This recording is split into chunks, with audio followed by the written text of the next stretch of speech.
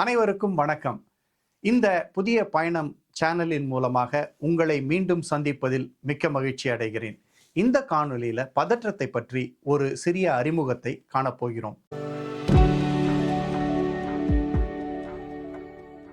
நான் அறிமுக காணொளியில சொன்ன மாதிரி நம்ம பதற்றத்தை பத்தி முதல்ல பார்க்க போறோம்.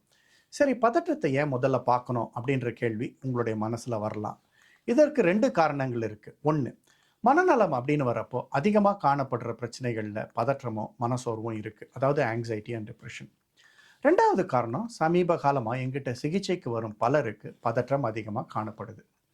அதனால் நான் பதற்றத்தை பற்றி முதல்ல பேசலாம் அப்படின்னு யோசித்தேன். முதல்ல பதற்றம் அடைகிறோம் என்பதை நம்ம எப்படி தெரிஞ்சுக்கிறது, அல்லது பதற்றம் ஏற்படும் பொழுது நம்முடைய உடலில் ஏற்படும் மாற்றங்கள் என்ன?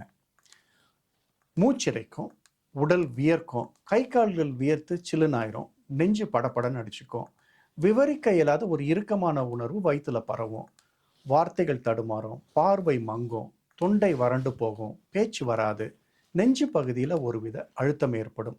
சிலருக்கு நெஞ்சு வலி கூட வரலாம். நமக்கு ஏதோ ஒரு பெரிய பிரச்சனை இருக்கு அப்படின்னு தோணலாம். இதெல்லாம் ஒரே நேரத்தில் ஏற்படணும் அப்படின்ற அவசியம் இல்லை. சிலருக்கு நெஞ்சு மட்டும் படப்படன்னு அடிச்சுக்கும். ஒரு சிலருக்கு பதற்றம் ஏற்பட்ட உடனே திடீர்னு அமைதியாயிருவாங்க. இதை போன்ற விரும்பத்தகாத உணர்வுகளை நீங்களும் அன்றாட வாழ்க்கையில் உணர்ந்திருக்கலாம், அல்லது மற்றவர்களிடத்தில் இதை போன்ற மாற்றங்கள் ஏற்படும் பொழுது கவனிச்சிருக்கலாம். இதுதான் பதற்றம். ரொம்ப குறிப்பாக சொல்லணும் அப்படின்னா, பதற்றம் ஏற்படும் பொழுது நாம் உடல் அளவில் நாம் உணரும் அறிகுறிகள். சரி, ஏன் இவ்வாறு நடக்குது அப்படின்னு யோசிச்சு பார்த்துருக்கீங்களா? பதற்றத்தை புரிஞ்சு கொள்ள கொஞ்சம் கால சக்கரத்தை பின்னோக்கி சுழல விட வேண்டிய தேவை இருக்கு. பல ஆயிரம் வருடங்களாக உயிர் பிழைத்து வாழ்வது, அதாவது சர்வைவல் அப்படின்னு சொல்றோம் இல்லையா, இதுவே மனிதனுக்கு மிகப்பெரிய சவாலா இருந்துச்சு. நமது முன்னோர்கள் நாடோடிகளா வாழ்ந்த காலகட்டத்தை பத்தி கொஞ்சம் நம்ம யோசிச்சு பார்ப்போம். அந்த காலகட்டத்தில் மனித இனத்திடம் இருந்த மிகப்பெரிய சவால் எப்படி உயிர் பிழைத்து வாழ்வது என்பது. உணவு கிடைக்குமா? விலங்குகளை நாம் வேட்டையாடுவோமா? இல்லை அவைகளுக்கு நாம் இரையாவோமா?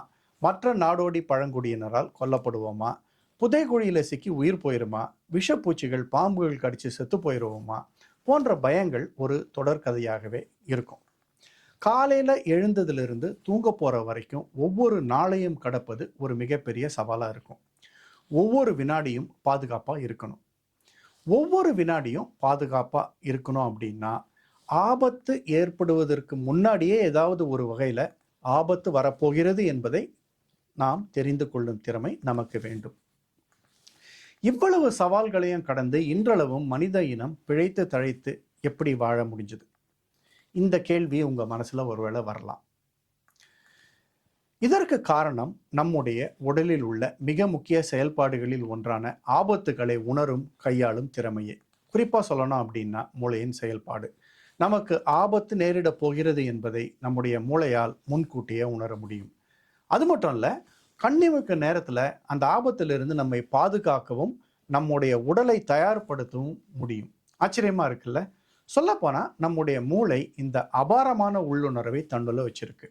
இந்த உள்ளுணர்வு எப்பொழுதும் நம்முடைய உடலில் அனைத்து நேரங்களிலும் தொடர்ந்து உயிர்ப்புடன் இருக்கு, அதாவது ஆக்டிவாக இருந்து கொண்டே இருக்குது.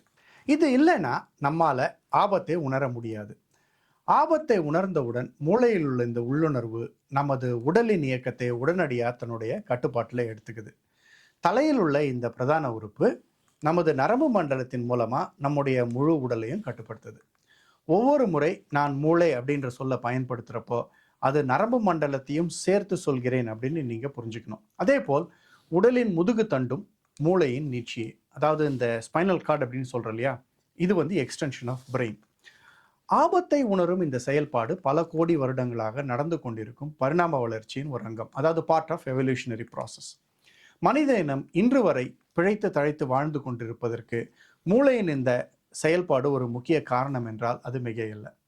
மூளையின் செயல்பாட்டை பற்றியும் பதற்றத்தை பற்றியும் மேலும் அடுத்த காணொளியில் தொடர்ந்து பார்ப்போம்.